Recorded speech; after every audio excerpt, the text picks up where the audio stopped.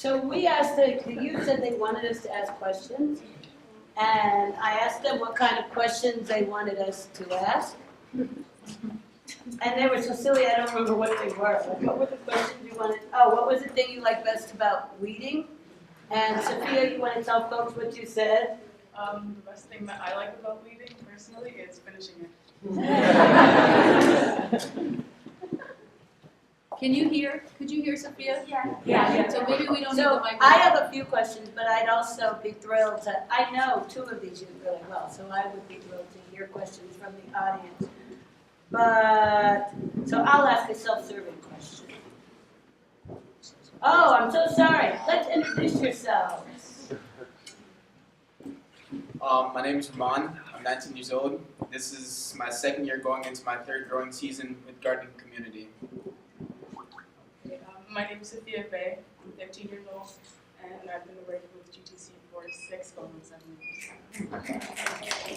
Earlier in my talk, I talked about how I came to GTC. Kids came to my door on a very snowy day. It was February the 12th. I remember it to this day. And Sophia was a little girl. And I had decided that coming back to Springfield was a huge mistake. I was holding my baby in my arms, telling my husband, we got to go. There is no food here. There is no organizing here. There is nothing happening here.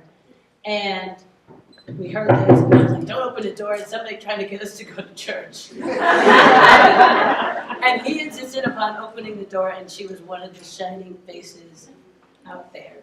And now my life has been transformed. So you never know who the knock is going to come from and who is going to lead you to the change.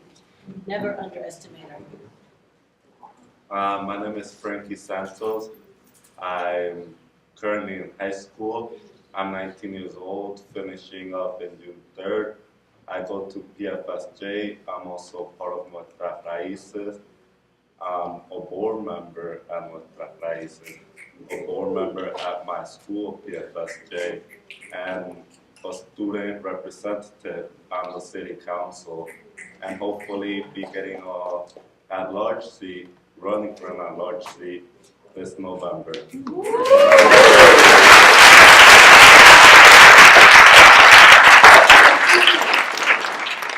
Frankie is someone that we can always rely on. He has been working with Nuestras Raíces for a few years, and we can always rely on him to keep everyone else in line. I want to ask Frankie the first question. Actually, the question is for everybody, but I'll ask it to Frankie first. What is the most difficult thing, because you serve on the board of Nuestras.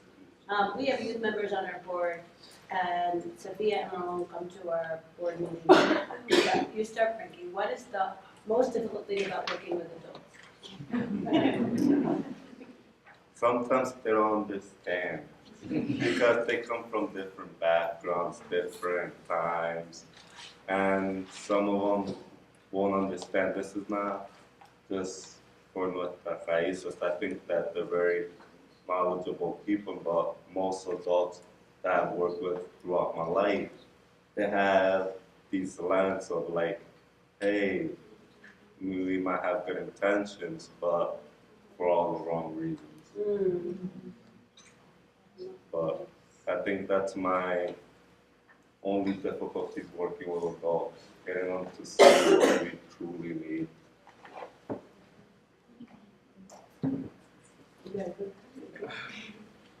I agree with Frankie a lot. Adults have a lot of wisdom to part with us, and they have a lot of ideas of what things should be. But as he said, they're coming from a different time, and they don't always see what we need in the moment or what we're going through. They have their different backgrounds or other ideas coming with them from as they were growing up.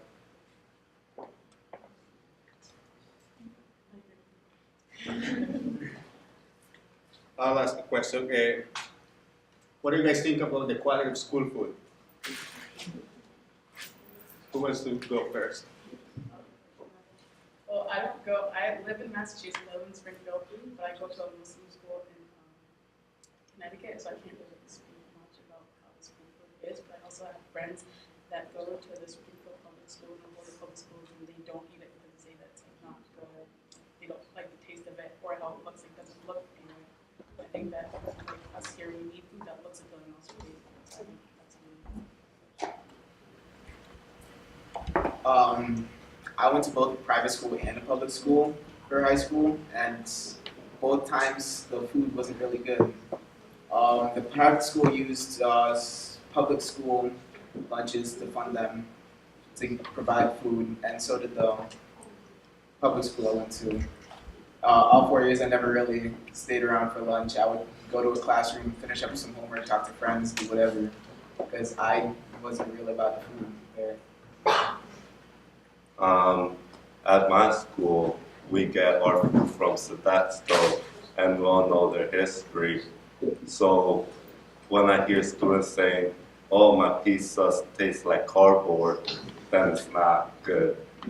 And we think with the Raíces and all, Isis, Julian, and Natalie, and a few other adults that work with us to try to change that school food and hopefully getting it towards it edible enough so everybody in our schools could eat it with not only pride but actually liking it.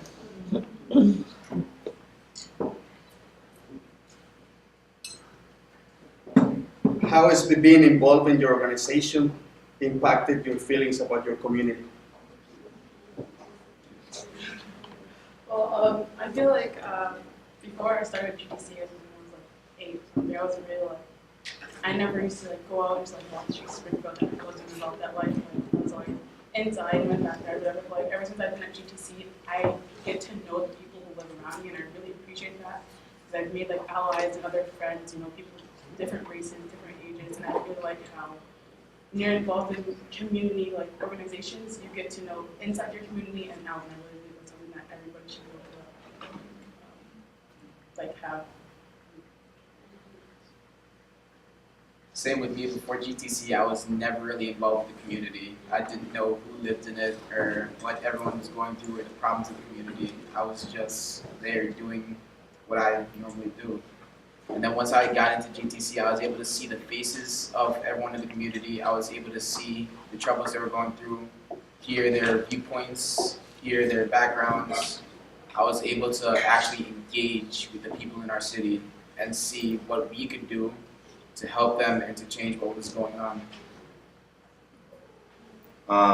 For me, my breakthrough was I go to a social justice charter school here in Holyoke, so I've got a lot of into social justice and all the difficulties and all the isms that come into play with dealing with social justice. And my biggest takeaway is that all of this is not just coincidental. This was planned and this is streamlined to maximize profit.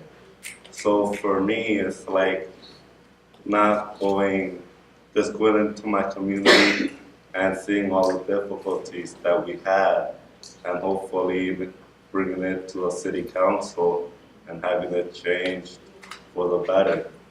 And start getting some headway on some projects or anything that we can't squeeze into 2 years.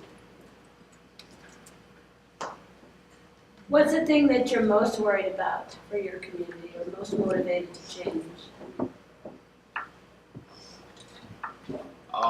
In my community, it's a food swamp, which means there are fast food, or there's access to unhealthy foods in a very close proximity, and there's not much of access to healthier foods besides the community gardens that are going around in our area.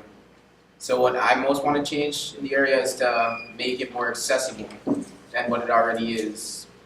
And GTC is doing that by expanding it. We're also building a permanent farm stand on one of our sites so that we have the ability to give all year access to our foods.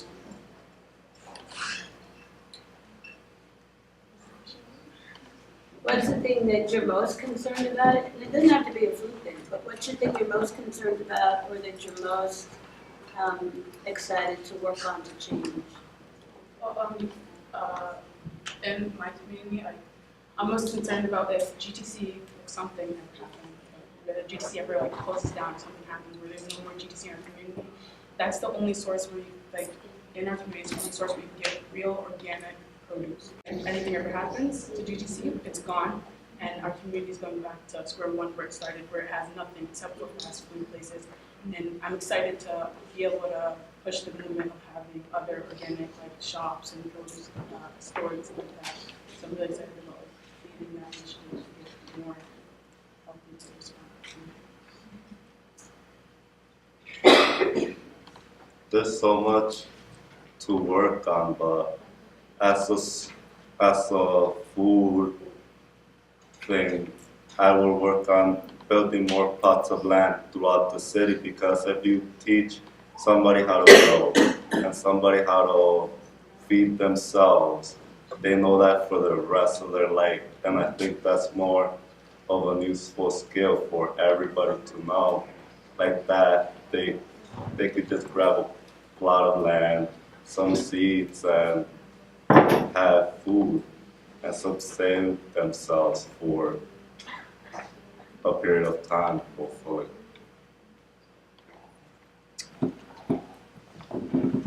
Next question is, what would you say to other young people to encourage them to get involved out there in the world?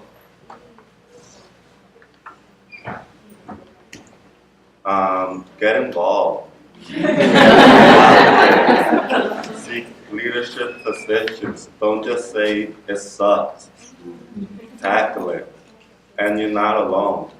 There's youth all over the world doing social justice work, like these two students right here and all the adults around us. I bet everybody in here has done something under social justice, and I think that we'll support ourselves very well throughout this fight.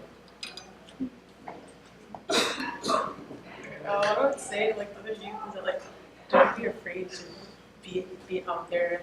Yeah, it may seem boring at the beginning, but, once you get to know people and you get to make relationships with other people and other communities, it's really something, that's really good and really positive. And, we need more youth to be out here helping, because when the other youth grow up, there's not going to be anybody unless other people step up, and that's what we need to keep this mission. What I would say to get more youth involved is, I would say get out there, try something new. You never know what you're gonna find. You might find out that this is what you want your future to be. You want to go into the social justice work. You want to work in the food justice system. We have some new youth that just joined us, and one of them said to me the other day at one of our events, he said, I'm so glad I joined this. I would just be sitting at home doing nothing. I would have never gotten to experience things like this if I hadn't joined GTC. And that's what I want all the new youth to go out and tell other people, so we can get more youth involved and they can see how everything works. What would you say is your biggest strength that you bring to your community or to your organization and to your family? Or all of the above?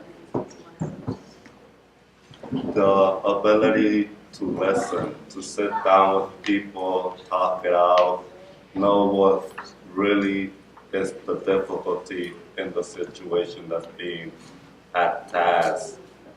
So I think that's my biggest strength, just listening to people.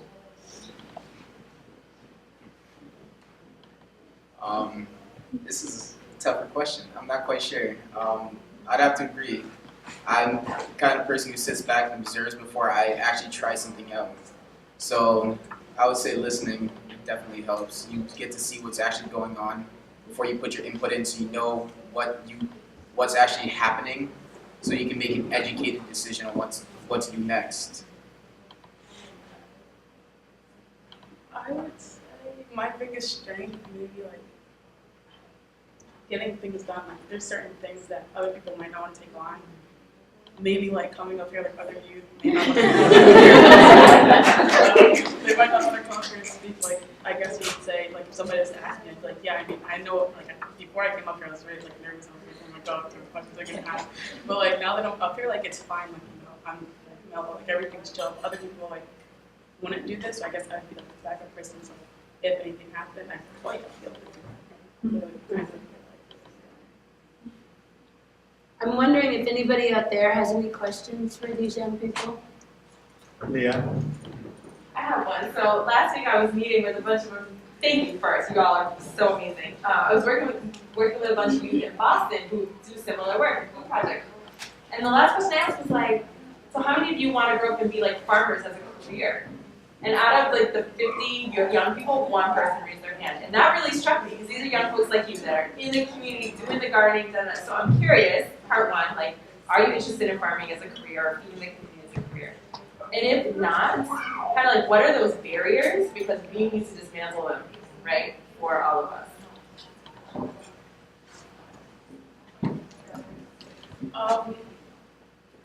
I think becoming a farmer for like me when I grow up, that's something that I would definitely love to do. Like I also want to become a lawyer, so it's like two things that I want to take on. I feel like if I can become a lawyer, then I have a stable life. I would actually love to have like an acre of land where I can call my own, farm, like even do like personal CSAs, like that stuff to me seems very cool, and it's something that I would like love to take on as I get older. I think it's just gonna take like a lot of organization and stuff. But that's something that I would love to do. For me, I'm actually studying to be an electrical engineer right now, so I can't say that this is the career I see myself going into. But as I grow older, I'd love to stay and do this work. I'd love to volunteer and keep helping out and keep active in the whole food justice system. I wouldn't farm, but I will use food as a sitting down to a table, bringing people to a table and let's talk about these issues.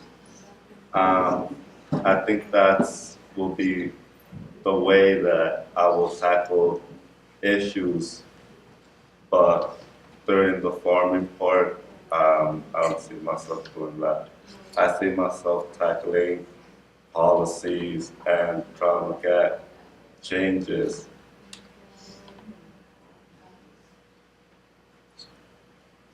Do you ever think, given the chance to go across the country, that you would go and try to inspire other youth to do this, to do the same thing you guys are, to come up and like get them to like come out and share like, how they feel, like all the people that share today?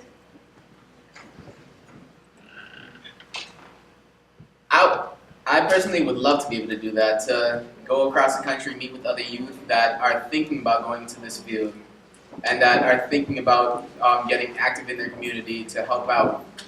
Because it was actually a friend that told me about GTC. He got involved with it through his parents, and he was just going around school just telling everybody.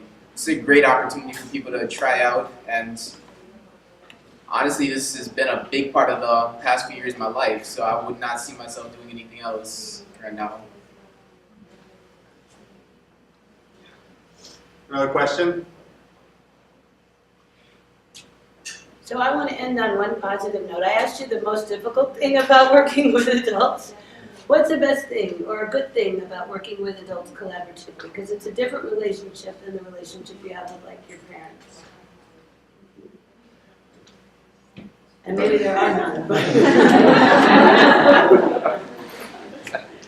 One of the best things that I have found working with Nuestras Raíces and with adults throughout my life is that they are committed to help, and they're all there for the long run.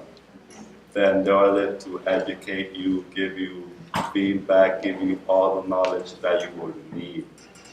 And I would say that's the biggest upside in my adult relationship except my family.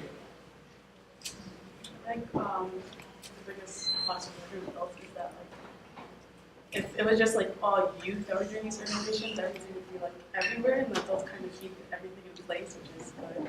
And like if there's like major problems that the youth come up with, we can go and talk to the adults about it. Most of the time,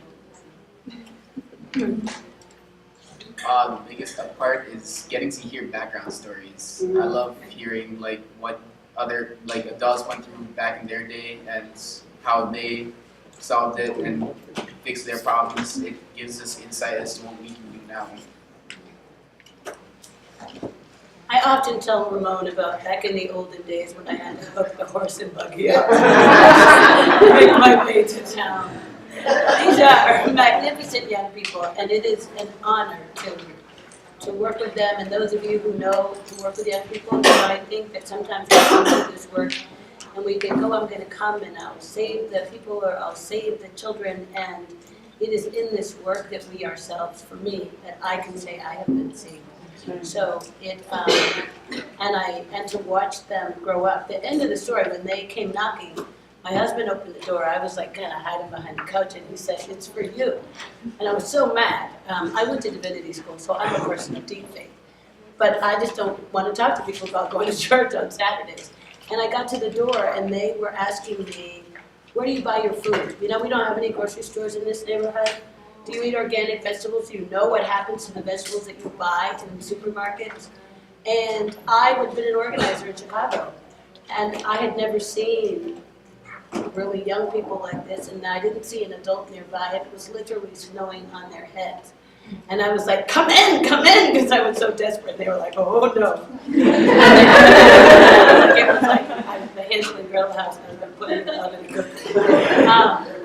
But I don't know Frankie, and I feel such a sense of hope listening to them. They are so clear and so much more visionary than I was when I was their age. I don't know about you, but I really want to thank them, and I just think they're fantastic.